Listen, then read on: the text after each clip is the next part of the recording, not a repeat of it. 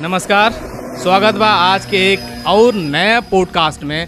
और आज के पॉडकास्ट ऐसने गेस्ट के साथ है बा कि जवन आप यकीन नहीं कर सकल जाला कि एक ऐसन टैलेंटेड लड़का एक ऐसन कम उम्र में कि जवन कहेला नहीं एठू कहावत बा कि का अरे जहाज बना देबा का। तो सच में आज ऐसे ही एक टैलेंटेड और कहे के परल साइंटिस्ट जैसन ही स्वागत बा आज के पॉडकास्ट में करण मल्ला के। Thank you. हमारा नाम करण मल्ला हो, हमारा घर सियारी साथ गोठवा हो। सबसे पहले तो हम ये कहे के चाह बाबू वाकई में आज बहुत हम खुश बाटे।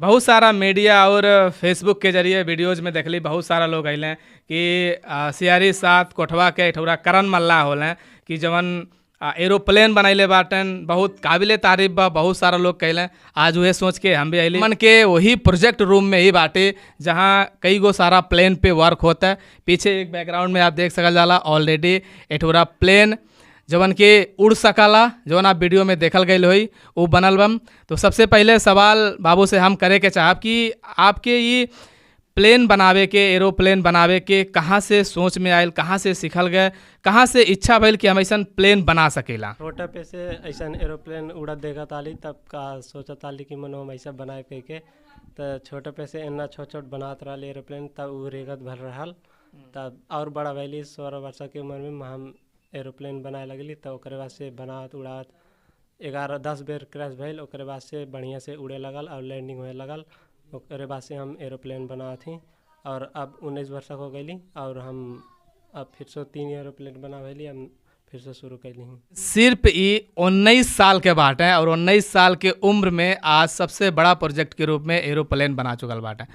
एक चीज़ बाबू पूछे के रहा जैसे ही एरोप्लेन तो बनावत रहा वाकई में उड़त भी बा इमें ये जौन कंपोनेंट से जो भी डिवाइस है से जौन सामान मिलाला ये सब सामान कहाँ से मंगावाला और एकर कितना खर्चा में पड़ जाला। इमें खर्चा ज़्यादा आवला और ये हम काठमांडू से भी पहले बेर बनैले रही तो काठमांडू से मंगैले रही।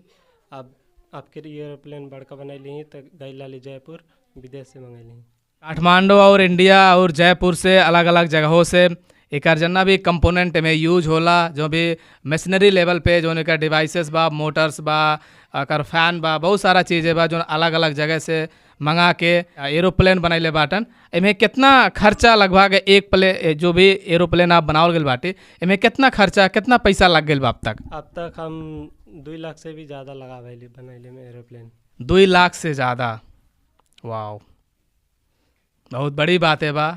एक छोटा क्या लड़का जो उनकी एक मिडिल क्लास फैमिली से बिलोंग करे वाला और इतने कम उम्र में इतना बड़ा प्रोजेक्ट कंप्लीट कैलन, अलग अलग जगह से सामान आवत बा और 2 लाख से ज़्यादा खर्चा ये लगा चुकल बाटे। अब एक चीज़ बताओ अब तक इतना सारा लोग मीडिया लोग अलन बहुत बड़े लोग अलन बहुत सारा लोग अलन कि एक बारे में बतैलन तू कैलन तो कोनो प्रकार के फंडिंग सपोर्ट आर्थिक रूप से कोनो संस्था से कोनो निकाय से कोनो व्यक्ति से काम मिलल बा अब तक कि जौने से ई प्रोजेक्ट के तुम्हें मोटिवेट कर सके प्रोत्साहित कर सके तुम्हें सपोर्ट कर सके? हमें अभी कहीं फंडिंग एक बारे में कहीं भी नहीं मिलल कुछ। ये सब अपने अभी भी 2 लाख फिर से ऋण निकाल के बने ली एरोप्लेन। भाव गालन के जितना भी अभी तक में पैसा लगोले बाटा है इन्वेस्टमेंट कैले बाटा है उस सब कुछ अपने पैसा से ऋण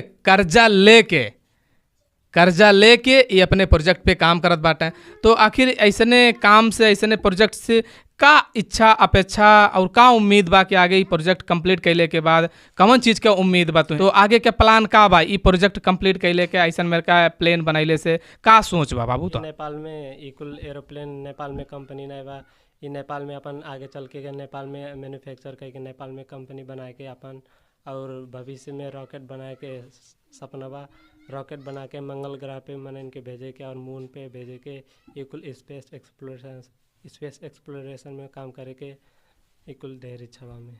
वाह बाबू के बात सुन के तो वाकई में एकदम बहुत बड़ी बात है बा कि इनका प्लान इनका सोच कितने नेक्स्ट लेवल बा कि हमन के नेपाल में आगे फ्यूचर में जब ऐसा कोनो कंपनी बनी कुछ बनी जौन ऐसा टेक्नोलॉजी यूज हो तो जौने लेवल पे जौने उम्र में जौने स्किल पे आज ही काम करते हैं वाकई में यही चीज़ें ही बड़े बड़े लेवल कंपनी पे होला सिस्टमैटिक तरीका से। क्योंकि आगे अब तक कोनो संस्था या कोनो NGO या फिर गाँव पालिका का आगे अपन प्रस्ताव ना रखला कि हमें यह काम में सपोर्ट करे खातिर हमें कुछ फाइनेंशियली आर्थिक रूप से कुछ सहायता चाहिए कहले रही गाँव पालिका से कि हमें इतना लाख के आवश्यक बा 60 लाख के, हमें एक बार फंडिंग दिया था 59 लाख, फिर हम ओकर डबल पैसा कह के हम 7 साल में दे देम और हमें ई कुल रिसर्च करे के लिए एक बार हमें लगानी चाहिए, ओकरे बाद से हम उ डबल पैसा दे देब तोहार, और ओकरे बाद से हम अपन रिसर्च में लगा के और ओकरे बाद से अपन प्राइवेट यहाँ बना के रिसर्च करत रहे। जितना भी सरकारी निकाय बा, गांव पालिका, बड़ा कार्यालय और भी जितना निकाय बा, यहाँ समाज के जितना भी दिग्गज लोग बाटे,